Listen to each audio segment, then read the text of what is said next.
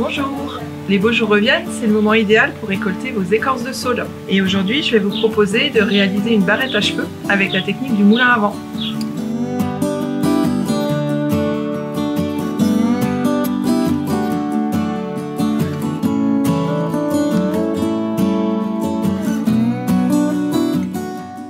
Donc voici ma réserve de brins d'osier qui ont été cueillis début décembre et donc qui ont passé tout l'hiver les pieds dans l'eau. Et là, nous sommes fin avril et c'est le bon moment pour les écorcer.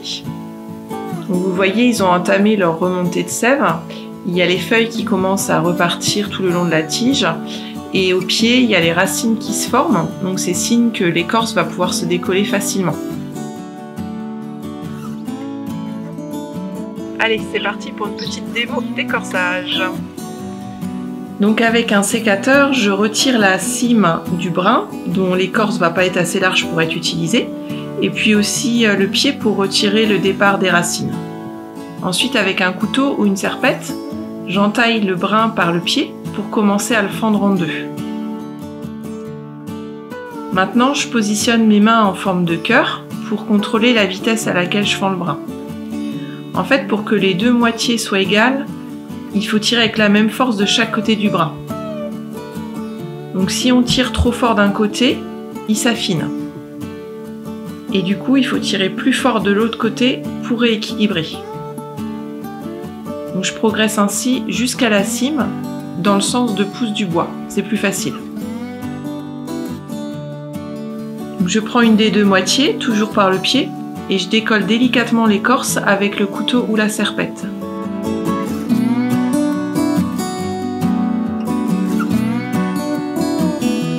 Puis je tire toujours dans le sens du bois et vous voyez comme ici là je peux m'aider de la serpette s'il reste un peu de fibre de coller au passage des feuilles.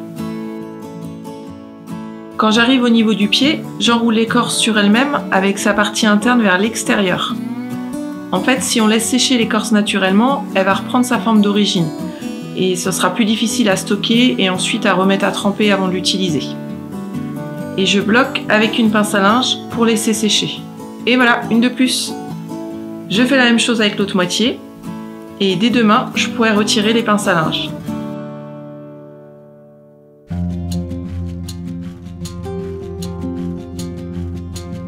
Je vais réaliser aujourd'hui une barrette à cheveux avec la technique du moulin à vent.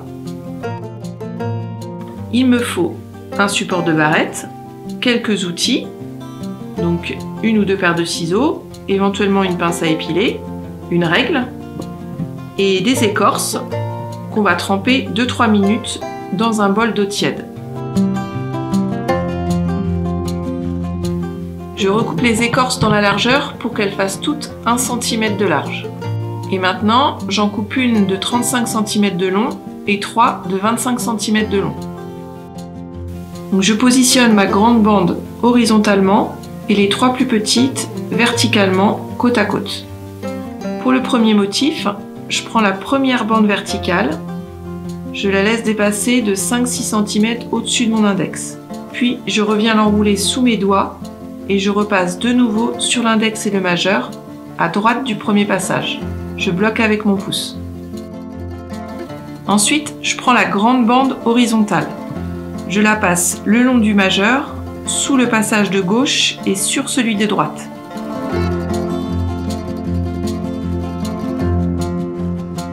Et je laisse dépasser 4-5 cm à gauche. Puis, j'enroule le reste de la bande sous le motif et je reviens sur l'index en passant cette fois sur la bande de gauche et sous celle de droite.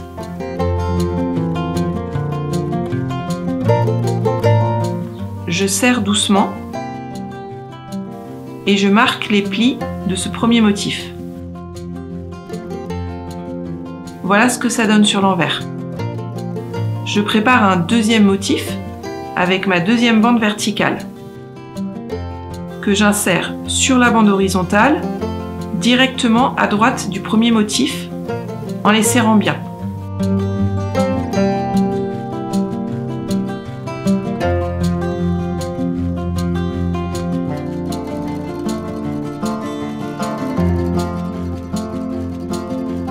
Ça ça doit se toucher comme ça.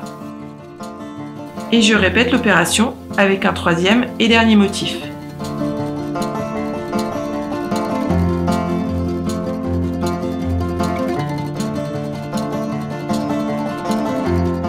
Je retourne maintenant mon travail et je tisse toutes les bandes qui dépassent pour les bloquer.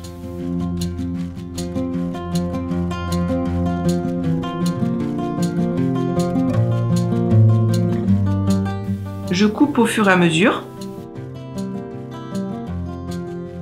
Et on peut éventuellement s'aider d'une petite pince pour faciliter le tissage.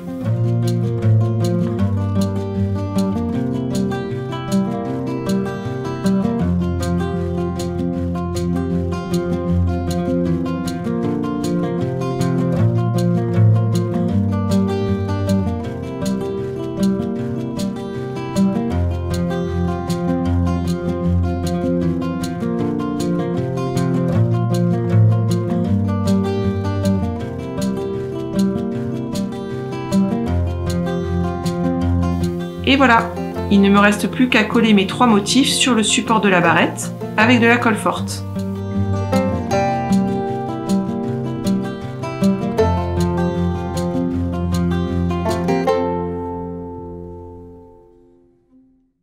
Alors pour aller plus loin, la technique de l'écorsage est décrite dans le livre Vannerie de fête ainsi que dans le livre Vannerie maison. Et dans le livre Vannerie maison, vous allez également en retrouver la technique du moulin à vent qui vous permettra de fabriquer un dessous de plat comme ceci.